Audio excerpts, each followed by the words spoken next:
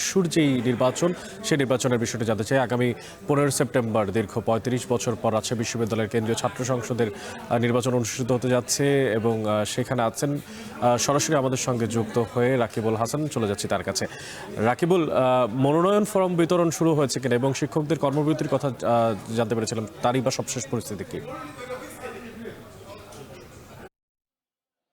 অনেক ইতোমধ্যে আপনি দেখছেন হয়তো আমার পেছনে একটি মিছিল আসছে, অর্থাৎ যিনি প্রার্থী হবেন তিনি কিন্তু রাকসুর মনোনয়নপত্র তোলার জন্য তার যে সমর্থক তাদেরকে নিয়ে এসেছেন। একটু সরাসরি দেখাতেই চাই।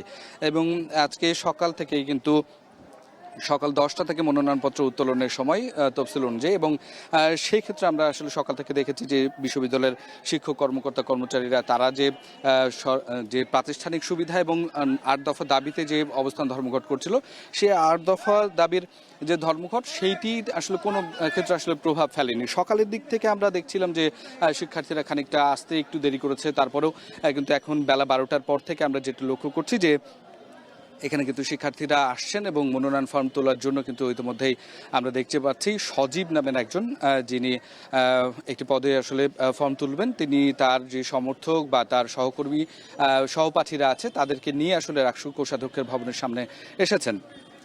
আমরা জানি যে আসলে তফসিল অনুযায়ী কিন্তু আজকে, কাল এবং আগামী পরশু, অর্থাৎ এই 3 দিন কিন্তু আসলে ফর্ম উত্তোলনের সময়, এবং এই ফর্মটি কিন্তু আসলে তুলতে পারবেন।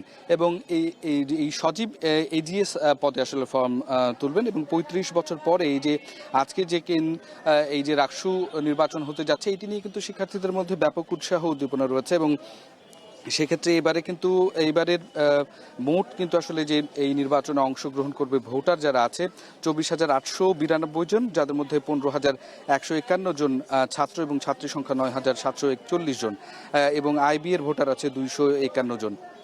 এই সব কিছু মিলিয়ে আজকে কিন্তু মনোনয়নপত্র ফর্ম যে বিতরণ হবে, এর মধ্যে যারা নির্বাচন অংশগ্রহণ করবে 23টি পদের মধ্যে 2টি পদাধিকার বলেই সভা উপাচার্য এবং কোষাধ্যক্ষ থাকেন, এবং সিনেটের পদে 5 জন, এবং বাকি হল সংসদগুলো 17টি পদে 15টিতে নির্বাচন হবে। নির্বাচনের ফর্মের ক্ষেত্রে আমরা আসলে যেটি কোষাধ্যক্ষের ভবন থেকে আসলে জানতে পেরেছি, সেটি হচ্ছে যে সিনেট এবং রাকসুর জন্য 300 টাকা ফর্মের দাম, এবং বাকি যেই ভোটগুলো হবে সেইটিতে 200 টাকা করে ফর্মের দাম নির্ধারণ করা হয়েছে। এবং এখন থেকে বলা যায় যে আসলে রাকসু নির্বাচনের এই যে মনোনয়ন ফর্ম বিতরণ কার্যক্রম, সেটি আসলে কার্যকর হলো। এবং আজ এই প্রথম আসলে কোনো একজন প্রার্থী ফর্ম তুলতে আসছেন। পরে আসলে প্রধান নির্বাচন কমিশনার আমাদেরকে যেটি জানিয়েছেন, যে কথাটি বলে শেষ করতে চাই, সেটি হচ্ছে বেলা 3টার সময় কিন্তু এই সকল ছাত্র সংগঠনগুলোকে নিয়ে একটি বৈঠক আছে, এবং সেখানে রাকসু নিয়ে নানা ধরনের সিদ্ধান্ত আসতে পারে। তো অনেকেই ছিল রাজশাহী থেকে আমার কাছে সর্বশেষ খবর। রাকসু নির্বাচনের সবশেষ খোঁজ খবর রাখছিলেন রাকিবুল হাসান।